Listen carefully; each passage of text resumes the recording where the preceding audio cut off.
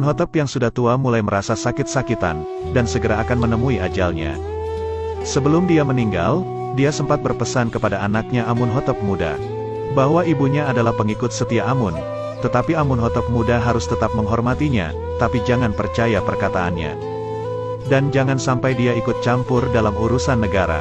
Amunhotep juga tidak mau ada patung-patung Amun di kuburannya, karena dia sudah tidak mempercayainya lagi. Yang terakhir dia berpesan, agar berhati-hati kepada para pendeta yang selalu mementingkan kepentingan diri sendiri, dan jangan percaya semua perkataan mereka. Selalu berkonsultasilah kepada Putifar, karena dia tidak akan pernah berkhianat. Setelah itu Amunhotep pun meninggal, dan dibawa ke dunia orang mati oleh para pendeta kuil Amun.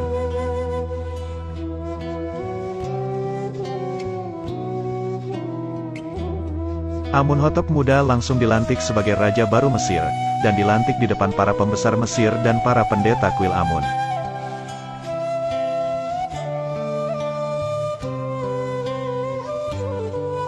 Sehari setelah menjadi raja, Amunhotep langsung bermimpi aneh. Dia lalu memimpikannya bahwa ada 7 ekor sapi gemuk keluar dari sungai Nil, dan tiba-tiba saja sungai Nil itu mengering.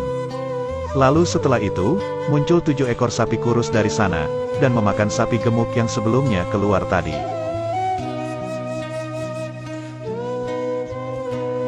Hal itu membuat Amunhotep merasa panik, dan menyuruh penjaga untuk memanggilkan Anikmahu dan para pendeta untuk segera menakwilkan mimpinya itu. Anikmahu yang bangun dari tidurnya, mulai menggerutu karena menurutnya kenapa Amunhotep memanggil mereka tengah malam seperti itu. Bukan di esok hari saat sudah terang. Dia juga mengajak para penafsir mimpi dari kuil, untuk segera menuju ke istana. Setelah mereka sampai di istana, Amunhotep langsung mengungkapkan bahwa dia bermimpi sangat aneh kepada semua orang yang hadir di sana. Inarus yang mulai mengingat Yuzarsif, karena selama 7 tahun ini dia melupakannya untuk menyebut namanya di depan Amunhotep. Inarus langsung mengatakan kepada ratu istri Amunhotep, bahwa dia tahu cara memberitahu takwil mimpi Amunhotep itu. Namun sang ratu tidak membutuhkan takwil mimpi dari Inarus, karena para penafsir mimpi dari kuil Amun sudah tiba. Anikmahu mulai menyombongkan para penakwil mimpinya kepada Amunhotep, bahwa mereka adalah para penafsir mimpi dan peramal terhebat di Mesir. Dan meminta untuk segera menceritakan mimpinya, agar bisa melihat langsung kemampuan mereka. Akan tetapi saat Amunhotep sudah menceritakan semua mimpinya itu, para penafsir mimpi itu terlihat kebingungan, dan merasa bahwa takwil mimpi Amunhotep tidak bisa mereka mengerti. Mereka merasa kebingungan, bahwa sebenarnya mimpi itu bisa diartikan, tapi mereka tidak tahu takwil mimpinya. Anikmahu lalu mempunyai ide, agar mereka semua mengatakan bahwa mimpi itu adalah rancu atau tidak jelas. Hal itu membuatnya Amunhotep sangat marah, dan menyuruh mereka agar mengaku bahwa mereka semua tidak tahu apa arti mimpinya itu. Lagi-lagi Anikmahu mengatakan, bahwa para penakwil mimpinya itu sangat cakap dan berpengalaman, dan jika mereka tidak tahu arti mimpi itu, berarti memang mimpi Amunhotep adalah rancu. Namun Amunhotep tidak peduli dengan semua perkataan Anikmahu, dan menyuruh agar mereka bisa menakwilkan mimpinya hingga benar. Amunhotep lalu memberikan waktu kepada para pendeta, untuk segera menakwilkan mimpinya itu keesokan harinya. Inarus mulai gelisah, karena sebenarnya dia tahu jalan keluar dari semua ini. Akan tetapi dia tidak berani untuk berbicara kepada Amunhotep yang sedang marah besar. Dia pun akan berusaha memberanikan diri berbicara kepada Amunhotep keesokan harinya, bahwa Yuzarsif pasti bisa menakwilkan mimpinya itu. Malam harinya Amunhotep kembali bermimpi aneh. Jika kali ini, ada 7 tangkai gandum yang berisi, tiba-tiba menjadi layu karena diselimuti oleh 7 tangkai gandum yang sudah layu. Mimpi tangkai gandum itu jelas sekali mirip dengan mimpi tentang sapi-sapi sebelumnya.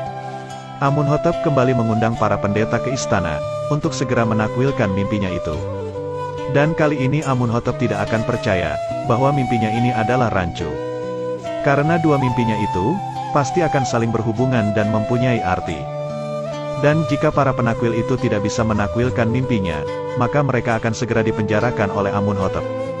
Para penampil itu lalu melakukan ritual di depan Amunhotep. Sementara itu Putifar yakin bahwa mimpi Amunhotep itu pasti memiliki arti. Dan mereka semua tidak bisa menakwilkannya. Jika memang mereka tidak bisa menakwilkan mimpi Amunhotep, maka ini adalah kesempatan bagi Amunhotep untuk meruntuhkan arogansi para pendeta kuil Amun, yang dari dulu selalu berbuat semena-mena. Inarus kembali mendekati sang ratu, agar dia diberi kesempatan untuk berbicara kepada Amunhotep. Bahwa ada seorang penafsir mimpi hebat yang ia kenal, akan tetapi sang ratu memperingatkan Inarus, agar tidak ikut campur masalah ini. Karena akan membuat Amunhotep tambah murka. Ternyata memang benar, para penafsir mimpi itu tidak bisa menakwilkan mimpi Amunhotep sama sekali. Dan meminta waktu semalam untuk bisa mengartikan mimpi itu. Amunhotep langsung memarahi mereka, dan mengatakan jika bertahun-tahun mereka hanya makan dan tidur. Tapi saat dibutuhkan malah mereka tidak bisa berbuat apa-apa. Akhirnya mereka semua akan segera dipenjarakan oleh Amunhotep yang sudah muak dengan para pendeta. Tapi sebelum mereka dibawa oleh para penjaga, akhirnya sang ratu mengizinkan Inarus untuk berbicara kepada Amunhotep. Inarus mengatakan bahwa dia memiliki jalan keluar untuk takwil mimpi Amunhotep. Amunhotep pun langsung mempermalukan para pendeta, agar mereka semua menenggelamkan diri ke Sungai Nil. Karena pelayannya saja bisa membantunya, sedangkan mereka tidak bisa berbuat apa-apa. Inarus langsung menceritakan bahwa ada budak Ibrani yang sekarang berada di penjara, pasti bisa menakwilkan mimpi itu. Karena sebelumnya, Inarus sudah membuktikan kehebatannya menakwilkan mimpinya dan mimpi Apophis, yang langsung terbukti 3 hari kemudian. Hal itu langsung membuat Amunhotep terkejut, dan segera mengusir para pendeta, lalu memberikan waktu 1 malam lagi untuk mereka agar menakwilkan mimpinya. Putifar mengatakan kepada Amunhotep, bahwa dia juga mengenal pemuda itu, dan pasti dia bisa menakwilakan mimpi Amunhotep.